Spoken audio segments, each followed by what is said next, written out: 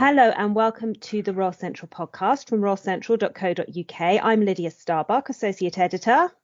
I'm Brittani Barger, the Deputy Editor. I'm Kristin Contino, Chief Reporter. And I'm Jess, Senior Royal Reporter and Editorial Assistant. And in this podcast, our December podcast, we're having a look at the build-up to Christmas for royal families across Europe. And I suppose this time of year is sometimes quite predictable. We expect nice photographs and Christmas cards and appearances at carol concerts and trees and all the Christmassy things. But 2021 has been unusual in many ways, and the build up to several royal Christmases is somewhat unusual. So we're going to have a look at that on this podcast. We'll be having a chat about the Queen very shortly, and we will be looking at some of the pretty things, the pictures and the Christmas trees and all the traditions. But we're going to start with a royal story that loads of people that read Royal Central are really, really interested in at the moment, the story of Princess Charlene of Monaco, who's back now in Monaco after a long time in South Africa. But it's not been an easy return home by any stretch of the imagination. And we don't know what Christmas will look like for Charlene because we don't really even know where she is right now. Yeah, we know that she came back and they made a show of it with the photos, the kids meeting her outside the princely palace, and they released that. But it was announced just a couple days later that she was no longer in Monaco and was somewhere in Europe getting treatment. We don't know how long the treatment is, what the treatment is for, only that they basically had some sort of an intervention with her brothers and sister-in-law, and she recognized that she needed help. Albert did say that the kids would be able to see her soon, but there's been really no update as usual from the princely palace, so we don't know if there's going to be if she'll be there for Christmas. She usually undertakes quite a few engagements around Christmas, but I think it's safe to assume she won't be doing that this year. And we're recording this on December the 3rd. So if my sums are correct, and maths isn't my strong point, we're only a week away from the twins' birthday. Jacques and Gabriella are about to turn 7. And it's been a really tough time for them because December's usually birthday, Christmas, lovely trees, nice pictures. And actually, they found themselves at the centre of a bit of an international debate, didn't they? Because we saw them on the balcony with those signs, "We love you, Mummy, we miss you, Mummy," on National Day. And suddenly everyone's kind of delving into how are they doing? Yeah, it's just heartbreaking to imagine as a child. And, we don't know how much they know either or, how much they've been told. But, to imagine your mother being away for that long and then coming back only to go away again. I mean, anyone can feel for those poor kids. So I do hope that they're able to see her soon and that they're keeping their spirits up and everything. I just feel terrible for the children. But, we're happy to hear that she's getting whatever treatment she needs. And hopefully people are giving them the privacy and respect that they deserve at this time. Yeah, and it's sad when you think, too, that Jacques and Gabriella are going to grow up someday and read about all of this and how it's played out in the public arena and all the speculation, not just for her illness now, but for the past decade. There have been rumors, she's being kept in Monaco. She didn't want to marry Prince Albert. So it must be sad on that front, too, to think about them growing up someday and wanting to learn more about their mother and their father and having these stories out there about them. Yeah, because the narrative about Charlene's really been fixed since the wedding day. And we forget that for 5 or 6 years before they got married, their relationship was public knowledge and she lived in Monaco and everyone saw them as a fairy tale couple. And then, like in the days before the wedding, this story emerged that she might have tried to leave Monaco. She's always denied it. He's always denied it. But from that moment onward, she was the runaway bride. And they've never shaken that off. Everyone's always been watching them with this question mark about whether they actually even like one another. So the way things have unfolded over the last 6 months, where she went to South Africa and didn't come back, it's kind of really fed into that. Another couple, people might have gone, well, there's a pandemic, how's she meant to get back? She can't fly, of course she's stuck there. But with them it was immediately, oh, okay, she's finally made a break for it. And I think that's because the rumors, like you were saying, have been around since 2011 when she was the so-called runaway bride, was crying at the wedding, and she isn't someone who smiles a whole lot. So when she's been at events, she's not been seen smiling. So that's only added to said rumors, and it was just everyone just jumped to conclusions of she made a break for it, she's run, she's not coming back to Monaco, and she went back to Monaco temporarily, as we saw. But again, the future just remains uncertain, doesn't it? So in December, like the Monaco Royal Christmas that we'd usually be looking ahead to, we'd have the birthday and there'd be pictures probably on her Instagram, and they might release something official. And then you usually get, I have to say, it's one of my favorites, the Monaco Christmas card, which is kind of like as tacky as a classy Christmas card can be, because there's usually a tree that is the size of Nelson's column and they're wearing full evening gown, and it's all just so glitzy. That's not going to happen, is it? I mean, you know, Charlene isn't going to be well enough to go and even do the kind of easy win of sat around a Christmas tree, and then you get his speech in New Year and she usually comes and stands by him and says something. All of those staging posts we're expecting not to happen this year because she's clearly not well. We're probably not going to see her before the end of 2021. No, I think with the Christmas card, they may just have the twins, which they've done in the past, but they may use this as a chance to kind of highlight them. And we won't see her, like you were saying, at one of the events that I always enjoy is when they hand out the little gift bags to the elderly in Monaco. That's something that she actually always seems to enjoy doing that each year. And the little Christmas party they have with the kids. So those are two events in December that she'll be missing out on. But I'm sure that either Caroline or Stephanie or their kids will step in and take part in that alongside Albert. Yeah, they really do have some nice Christmas events there. And up on the site, I believe we're going to have some of those articles up soon about how different monarchies celebrate Christmas. I know I did Monaco, so you guys can look forward to that. But they do have a really nice Christmas party. I remember the Smurfs being there one year. And it's just like one of those events, like Brittani said, where you see her kind of light up. And Charlene seems to really enjoy, interacting with people at that event. So we're just really hoping, that she can get back to those kind of things soon and you can see her back and doing well. Yeah, it would be good. And, as you said, not just for her, but for the kids as well. But at the moment, kind of the last word we had was there'll be some kind of update before Christmas, and presumably it's just going to be another statement. And then going into January, it's her birthday, and we've got the Feast of Saint Devote, which is always a big event for the Monaco royal family. I think one thing that I found interesting about this whole past few months is the way, as you said, that Caroline and Stephanie have suddenly come to the fore again. They'd kind of faded away into the background, and then they've brought all of their families with them. And I don't often necessarily think of Monaco's royal family as a royal family. You've kind of got the figureheads, but it's not one of those ones that you think come as a great big group. But there's obviously a lot of support for each other there because they've just sprung into action. Yeah, I can't say that I ever thought that they were a particularly close family. I mean, I know the death of Princess Grace brought Caroline and Albert and Stephanie close together, but I don't know that I necessarily thought of them being the kind of family where the aunts would step up to help out with the kids, or they would go to engagements with Albert. So that's been eye-opening. One set of royals that we do know act as a family is the House of Windsor. And again, the build up to their Christmas this year has been slightly problematic, shall we say. A lot of it focused on the figureheads. So in the last few days, we've heard the Queen is reported to have told the family she's ready to welcome them all for Christmas. That kind of made me think that someone had got really carried away and put on the family WhatsApp group, oh, don't worry about us, we'll all look after ourselves this year. And she was like, oh, no, all come to me. They're kind of like suddenly find themselves sucked into the traditional family Christmas. But we understand as far as we can that the Windsors will all be together at Christmas, depending on what happens here in the UK, of course, with our ongoing health situation.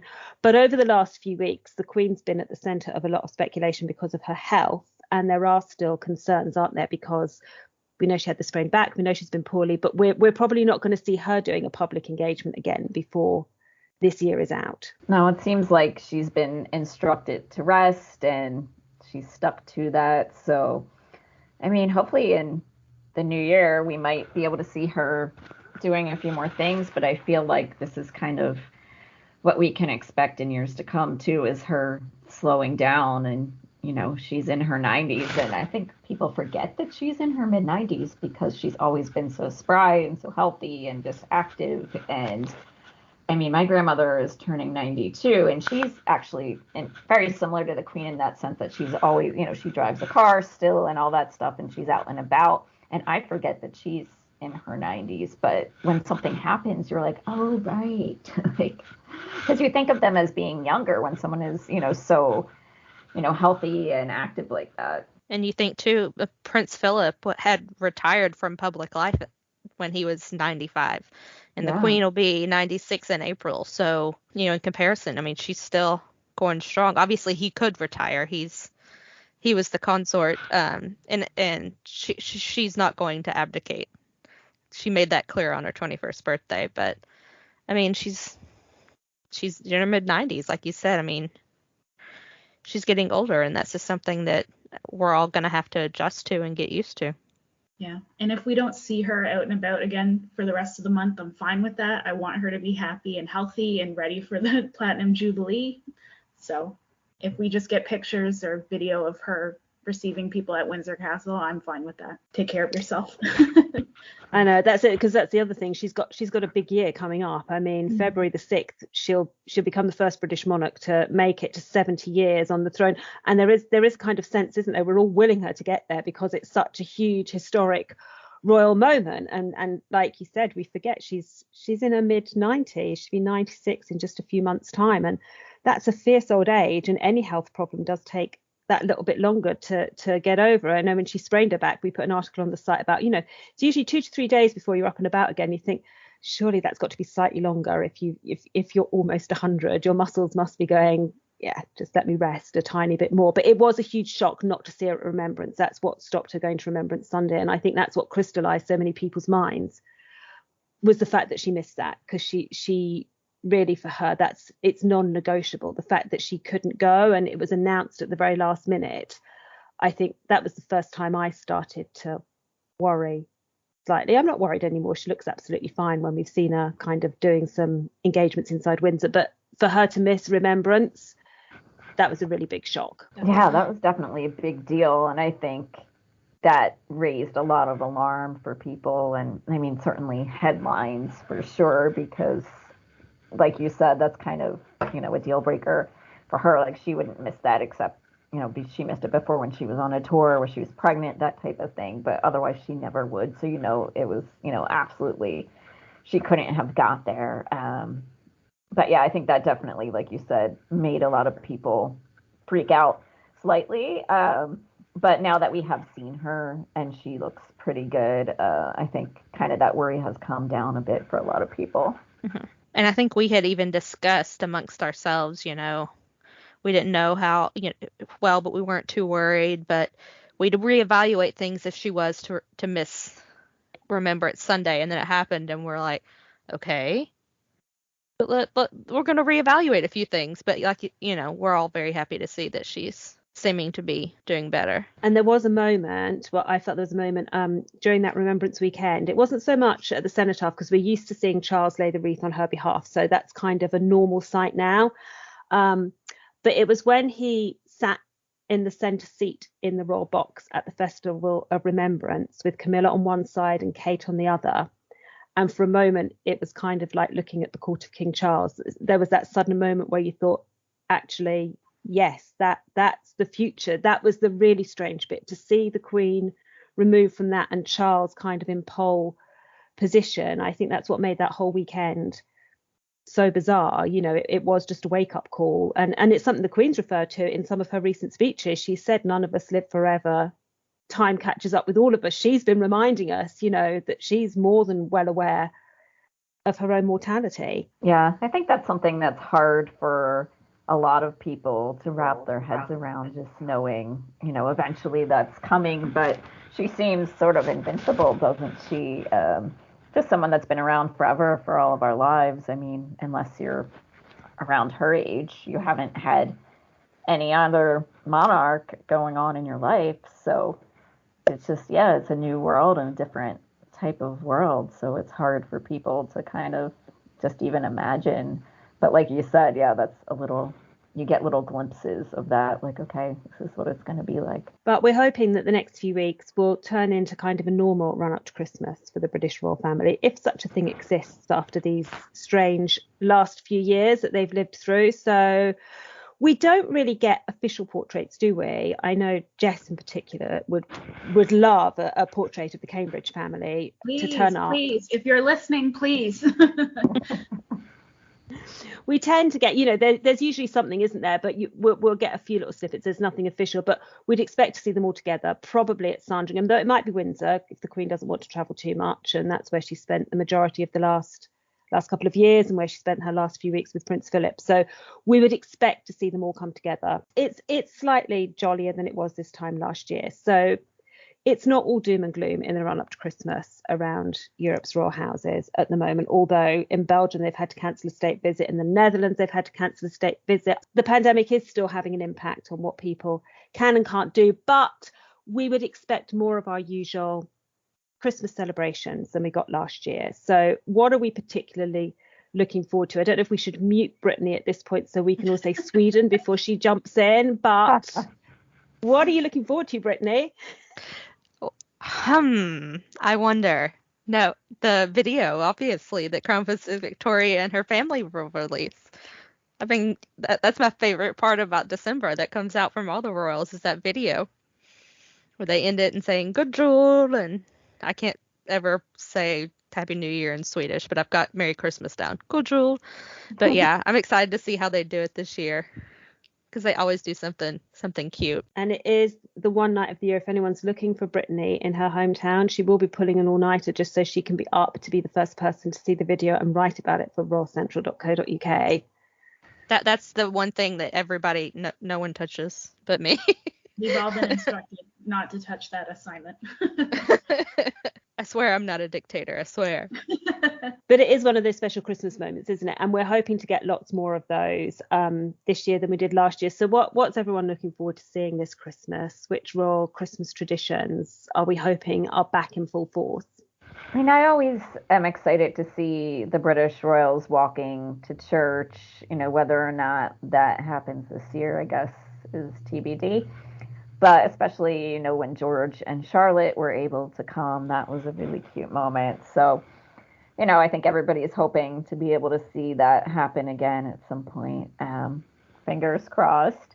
But also the Queen's speech, of course, is a must watch every year. And I think it's a nice tradition to be able to even, here in the U.S., we can watch it on YouTube or Facebook or what have you, so we can watch at home as well. And I always watch that, as part of my Christmas Day tradition every year. How about you, Jess?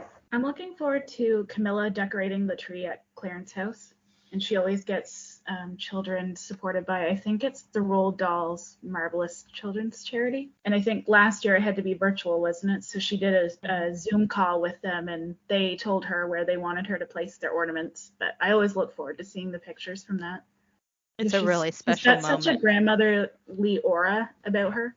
So it's always so nice to see that. Yeah, that's one of my favorites. And no other British royal does it. So it really is just something for Camilla that she does. Like Kristin, I do like the speeches, and I there's always that kind of moment where you think, because you end up watching quite a lot of them so that we can write about them on the site, and you do kind of like Christmas Eve, I'm like, okay, let's get in the zone, let's start watching them. And I have to say I always enjoy the Spanish one, mostly because over the last few years it's come with an added frisson of controversy. Is something really, really seismic going to be said, and it's usually just tiptoed around, but we all kind of know what he's hinting at.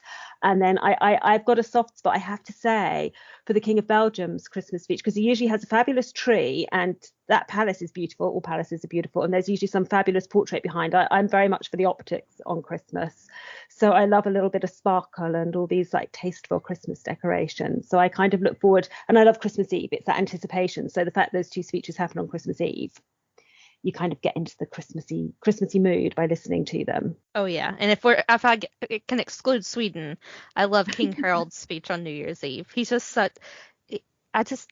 he's so precious, and I just love hearing him talk and like giving his speech.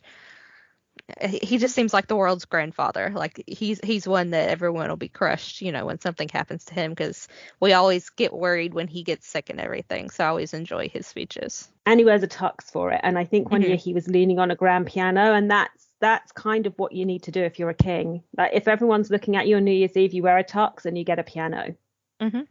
He had it perfect. He did. So that's something to look forward to. Always, yeah. Something else I look forward to is the Danish royals and their little countdown to Christmas with the Advent. And I think this year it's a bunch of little elves that the Queen made, and it traces like the history of Danish monarchs. But I really liked the one last year where it was the 3 kingdoms, and they had the little elf brothers needed to get to each other before Christmas. I always think that's so sweet, and it's so creative for Magret. I like extra. I don't need anything. Daisy is certainly extra. But yeah, they're really sweet traditions, and hopefully we will get to see a lot more of them, because it does get you in the Christmas spirit. And I know there's people listening that maybe don't have people to share Christmas with, and it is just another way, isn't it, of being part of something, if only for a few moments. It brings a little bit of cheer to people, we hope.